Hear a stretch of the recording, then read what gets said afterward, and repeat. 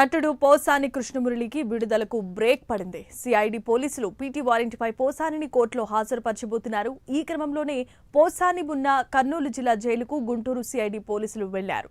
ఇక పీటీ వారెంట్పై పోసానిని కోర్టులో హాజరుపరచబోతున్నట్లుగా తెలుస్తోంది. కర్నూలు జైలు నుంచి వర్చువల్ గా సిఐడి పోలీసులు న్యాయమూర్తి ఎదుట హాజరుపరచబోతున్నట్లుగా సమాచారం. కాగా ఇప్పటికే అన్ని కేసులలో పోసానికి బెయిల్ మంజూరైన సంగతి తెలిసిందే. తాజాగా సిఐడి పోలీసుల పీటీ వారెంట్తో పోసాని విడుదలకు బ్రేక్ పడింది. ఇదే అంశానికి సంబంధించి మరిన్ని అప్డేట్స్ అందించడానికి కర్నూలు నుండి మా కరెస్పాండెంట్ శివరాజ్ కుమార్ సిద్ధంగా ఉన్నారు. శివరాజ్ కుమార్, చెప్పండి. జమీమా, ఏదైతే పోసాని కృష్ణమురళి బెయిల్ విషయంలో ఉత్కంఠత నెలకొందని చెప్పుకోవచ్చు.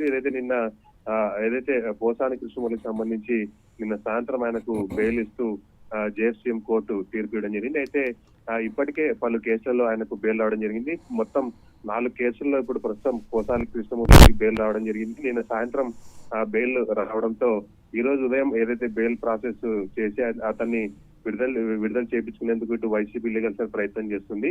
ప్రస్తుతం కర్నూలు సబ్ జైల్లో పోసాని కృష్ణమురళిలో ఉన్నారు. అయితే ఆయన విడుదల కాకపోవడం జరుగుతుందని చాలా మంది అనుకున్నారు. ముఖ్యంగా ఏదైతే గుంటూరుకు సంబంధించిన పోలీసులు ఇప్పుడు కర్నూలు సబ్ జైలు చేరుకున్నట్లుగా తెలుస్తుంది. ముఖ్యంగా ఆయనను ఏదైతే వర్చువల్ గా జడ్జి ముందు ప్రవేశపెట్టి అతన్ని కస్టడీలోకి తీసుకునేందుకు గుంటూరు పోలీసులు కర్నూలు సబ్ జైలు వద్దకు వచ్చినట్లుగా తెలుస్తుంది. ముఖ్యంగా ఏదైతే పోసాని కృష్ణమురళి పైన మిగతా జిల్లాల్లో కూడా అతని పైన కేసు నమోదు కావడం జరిగింది. ఈ రోజు ఏదైతే బెయిల్ పైన పోసాని కృష్ణమురళి విడుదలవుతారని తెలియడంతో ఇటు గుంటూరు పోలీసులు వచ్చి అతన్ని అదుపులోకి తీసుకుంటారని ఏదైతే కర్నూలు సబ్ జైలు వద్ద సమాచారం అయితే ఉంది. ముఖ్యంగా ఇటు విజయవాడలోని భవానీపురం సంబంధించిన ఆ కేసులో కూడా ఆయనకు ఏదైతే 20 తేదీ వరకు కస్టడీ అయితే విధించడం జరిగింది. ఒకవేళ ఏదైతే ఇప్పుడు పోసాని కృష్ణమురళి బెయిల్ పైన విడుదల అయినా కూడా మరోసారి పోలీసులు అతన్ని కస్టడీలోకి తీసుకునే అవకాశం అయితే కనిపిస్తున్నాయి.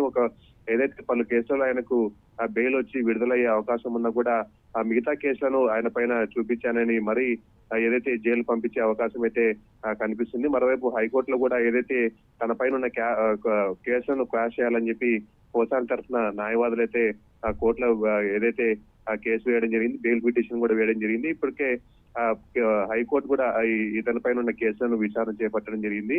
ఏదైతే ఇప్పటి వరకు తదుపరి ఏదైతే బిఎన్ఎస్ చట్టం కింద ఏదైతే కోర్టులో నోటీస్ ఇవ్వాలని చెప్పి ఇటు పోలీసులకు కూడా హైకోర్టు ఆదేశాలు అయితే ఇవ్వడం జరిగింది.